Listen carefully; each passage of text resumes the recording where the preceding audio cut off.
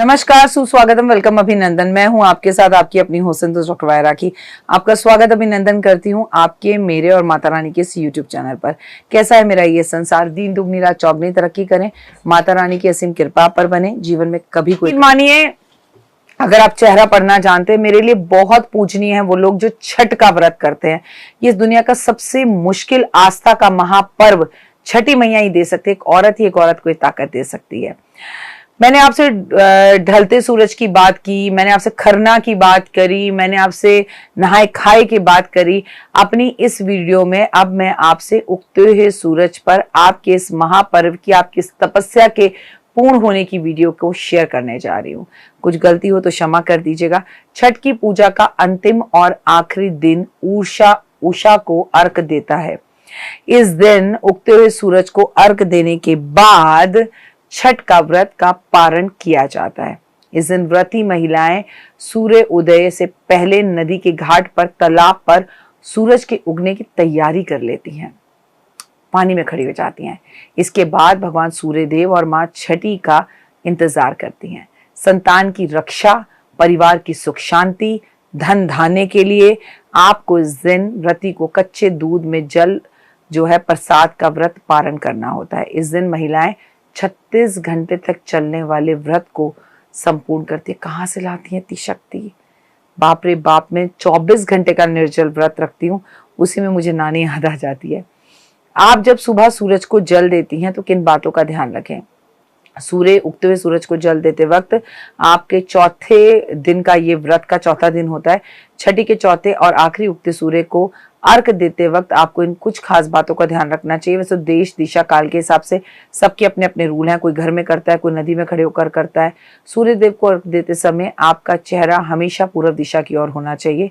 सूर्य देव को अर्घ देने के लिए तांबे के लोटे का ही प्रयोग करना चाहिए। सूर्य देव को अर्घ देते समय जल के पात्र में हमेशा अपने हाथों के से अच्छे से पकड़ कर रखना चाहिए। सूर्य देव को अर्घ देते समय पानी की धार पर पड़ रही किरणों के बीच में से उन्हें देखना बहुत शुभ माना जाता है। कोशिश करें कि एक नजर में ही उसे देखते रहें। अर्घ देते समय आपको गायत्री मंत्र का जाप करना चाहिए या ओम आदित्य नमः सूर्य नमः का जाप करना चाहिए। लाल रंग के पुष्प अर्पण जरूर करें। लाल पुष्प आपके पानी में जरूर मिले हों, जिससे सूर्य देव और मां छठी की अति कृपा आपको मिलती है। छठ व्रत का पारण कैसे करते हैं? छठ व्रत का पारण पूजा में चढ़ाए गए प्रसाद को खाकर करना चाहिए। ठेकुआ, केला, मिठाई खाकर, और अपने घर का खाकर, किसी और का नहीं। छठ का व्रत का पारण जो है आपको हमेशा सूर्य के दर्शन के बाद करना चाहिए। मेरा मानना है बड़े बुजुर्गों का आशीर्वाद लें और अपने हाथ से कुछ दान पुण्य करें, किसी जरूरतमंद को कोई चीज दे, फिर इसका पारण करें। आप जिस जगह पर गए हैं इसे खोलने के लिए, किसी नदी के किनारे, वहीं पारण करें या घर आकर करें। अर्घ से कैसे पूरी होगी आपकी मनोकामना?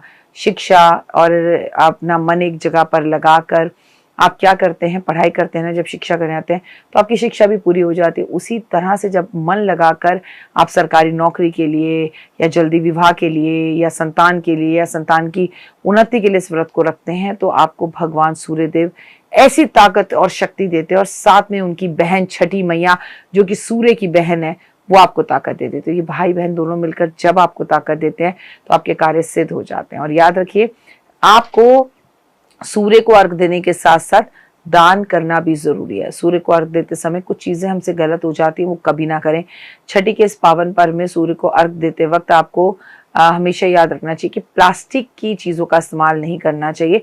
इवन आपको चांदी के लोटे का इस्तेमाल भी नहीं करना चाहिए। आपको हमेशा तांबे या पीतल का ही लोटा लेना चाहिए। व्रत के दौरान आपका अगर मन शुद्ध नहीं है, आपको गुस्सा बहुत आ रहा है, तो ये भी गलत है, जो आपकी पूजा के अंदर विघ्न डाल सकता है।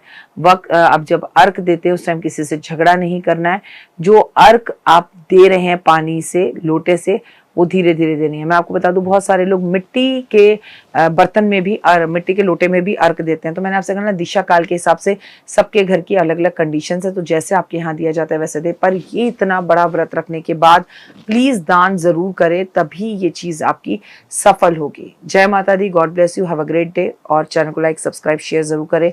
अपना प्यार हमेशा हमारे साथ बनाए रखें, और आप सभी को छठी मैया की आशीर्वाद आपके संसार पर, आपके परिवार पर, आपके बच्चे पर, आपके व्यापार क्षेत्र पर यूं ही बना